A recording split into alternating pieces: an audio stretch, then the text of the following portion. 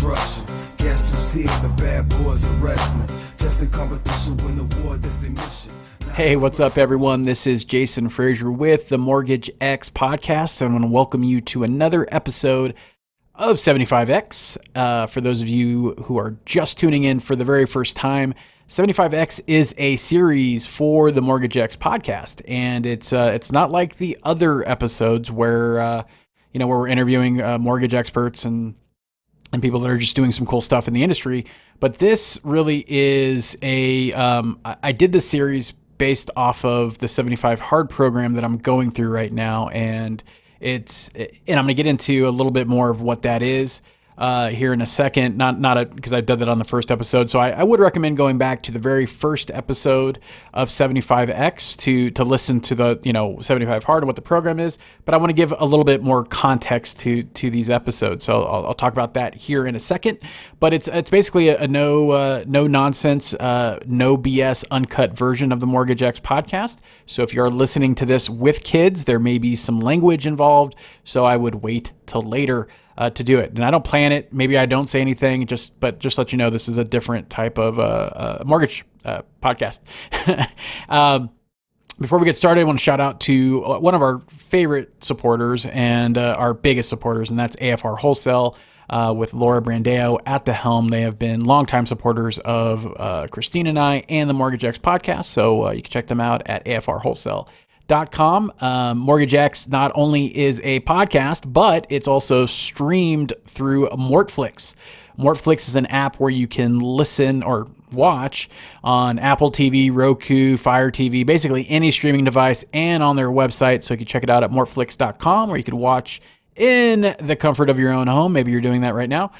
So Mortflix, download the app, and there's also some other awesome episodes and interviews as well. In fact, we are doing a mountain summit here in Utah. Marvin, who's the founder of Mortflix, is actually here in Utah. And so we're going to be live. We're going to have KP, Kevin Peranio from PRMG, joining us, Jimmy Hobson, who is a mortgage broker here, Marvin, myself, and then Lauren Patterson, who is the president of UAMP, is the Utah Association of Mortgage Professionals, which I serve on the board of directors. So that's happening this week as well. So look out for that on Mortflix. And before we get started, what is important to us is that this actually is resonating with you and that you're getting some value out of the Mortgage X podcast, whether this series or our normal interviews. So please give us a share. Please, give us a review. Would greatly appreciate that. It helps us grow the podcast and our audience and allows us to do some more cool things. So would love for you to be a part of the Mortgage X community. All right. So here's what we're going to talk about. A little bit of real talk, and it's based off of, I did a podcast interview today with somebody, which is going to come out next month. So I'm not going to get into that, but I will share it here when it comes out. But a lot of it was a lot of real talk about advice to CEOs and lenders and loan officers and whatnot. So that's what this episode is just going to be. Real talk, industry real talk is what the title is. And before I get started with that, I mentioned earlier that, I'm doing this based off of 75 Hard, and 75 Hard is a mental toughness program. And the reason why is because as I'm doing this, because you got to work out 45 minutes a day. And so as I'm doing my cardio, as I'm walking around the lake, doing my sprints, whatever it is that I'm doing, I'm listening to the podcast, I'm listening to like personal development, things of that nature, but I'm also inside my own head and I'm thinking about things and listening to shows and then, that causes me to think about other thoughts, or I'm thinking about the day or the things that I've went through. Because 75 Hard is about mental toughness. It's about helping me, get past my own bullshit that I tell myself, the excuses that stop me from achieving what I want to achieve. And like I said, go back to episode 1 so you could listen to what 75 Hard program it is and whatnot. But it got me thinking about some things that I've been seeing. And look, some people probably will take offense to this episode, and it's not intended on my part. And I think you guys know me enough well by now. But what I find amazing, and look, for you guys that don't know, my background is primarily in the retail mortgage space. I've only been on the wholesale side for a little less than a year. But I appreciate it. Love mortgage brokers, originators, fantastic. But the one thing that I noticed, and this is something that I think people really need to look at their process. And this is one of the things that just kills me in the industry. Let's start with one thing that I noticed on the retail side. One thing that I noticed, what's so funny is that no one ever wants to see, and I don't say no one, but a majority, and I think loan officers, if you're really going to be honest with yourselves, you know, in the groups and the ones that you've talked to, no one really wants to take any type of responsibility for when things go wrong, right? And I'm going to tell you, someone that's worked with ops, on compliance, worked directly with loan officers, coached loan officers, I'm going to tell you right now, the lack of accountability and taking responsibility for the crap that you guys do is amazing. And then what happens is, because there is a deadline, or because you may miss your COE date or something else because of something you did, then it becomes a fire drill for everybody else. Now, in times like these, where capacity is at an all-time high, where everybody, or lack of capacity is at an all-time high, and everyone's just struggling to get through what we have with the refi boom and everything else, every single time you do that, throw some shitty files in there, or don't, originate up front, and everyone else has to piece everything together, you are causing a huge backlash for everybody else, right? And then what happens? What happens is then someone goes in the Facebook group and says, this lender sucks.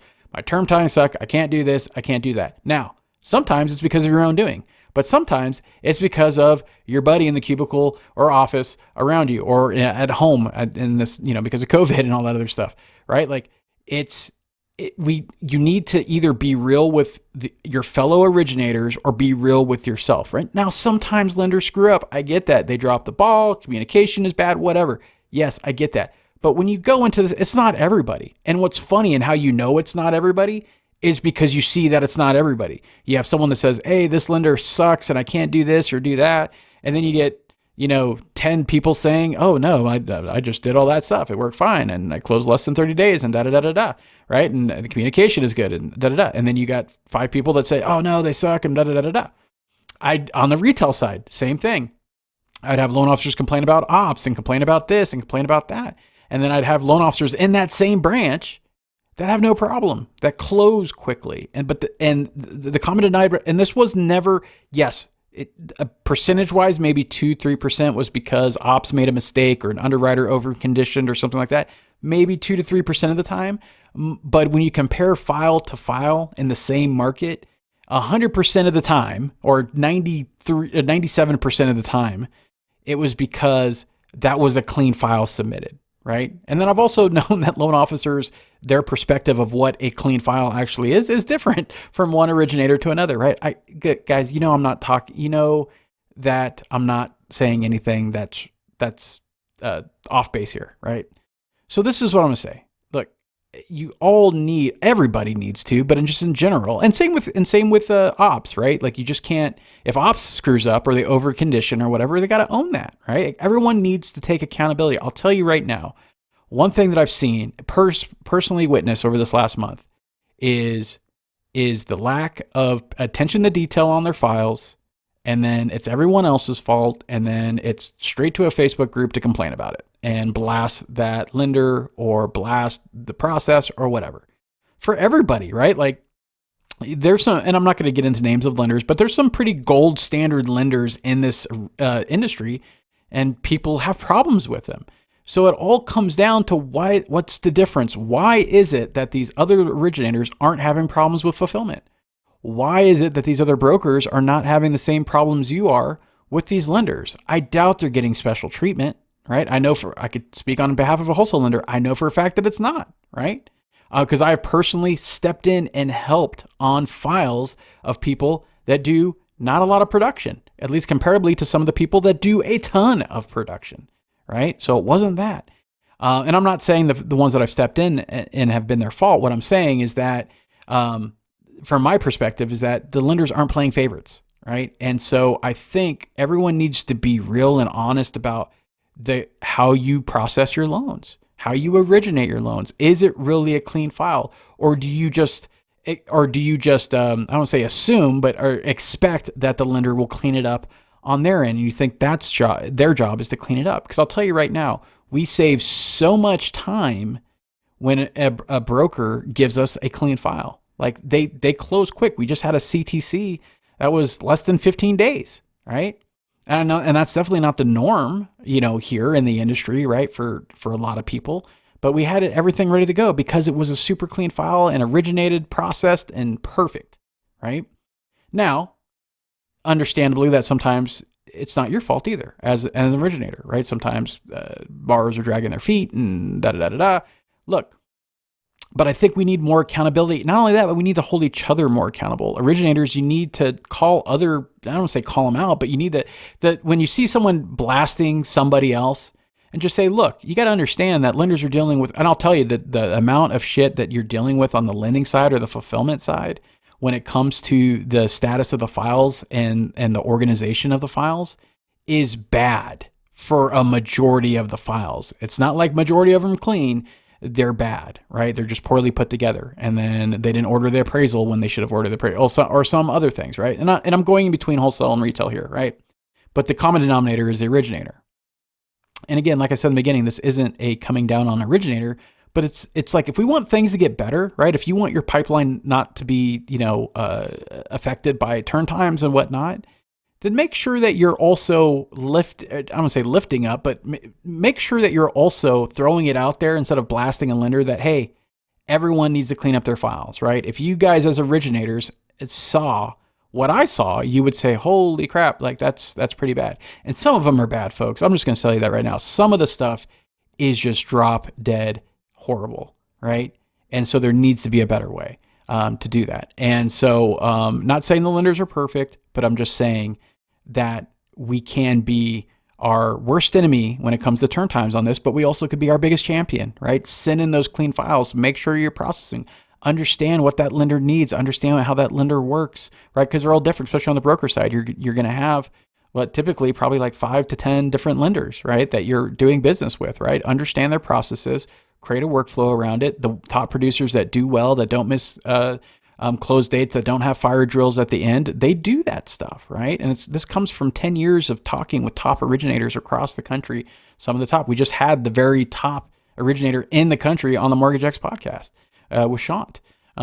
So look, I've when I talk to them, I just pick their brain and see what they see. And look, these conversations that I've had, these are the ones that I have, at the events and what people tell me about originators. It's originators talking about originators, right? So I'm not out of line here as far as like, so I'm sure some people are like, oh, this guy sucks, this guy, whatever. But what I'm saying is like, let's just have some real talk. Let's hold ourselves accountable. Let's hold ourselves to a higher level. Because one thing, and another reason why I wanted to talk about this is because, look, guys, the ops people are working around the clock. A lot of different lenders. They're working around the clock. They're working weekends. They're doing all that stuff. And guess what? They ain't getting paid like you guys are getting paid, right? But they're taking the brunt. They're getting yelled at. They're getting called names. Some people have been posting about that. At least some nice originators have been posting about, hey, stop yelling at the closing and underwriters and funders and everybody else because your deal isn't going right. Maybe talk to the reason why. And like I said, it isn't always you guys. Sometimes it's the lenders drop the ball, but it's not all the time, right? And I'm real about this stuff. If it's our fault, we own it, right? Absolutely. And for you lenders, don't freaking do that crap either. Don't own your mistakes, right? Don't try to pass it off because you don't want to take responsibility or accountability for it either, right? Like, for the lenders that are listening, own your stuff too. Make your ops better. Make sure they're communicating better, right? Sometimes it's just picking up that phone. Yes, it's easier to email or text or something, but you can't. Sometimes there's tone involved. Sometimes people don't quite understand. But sometimes a phone call works.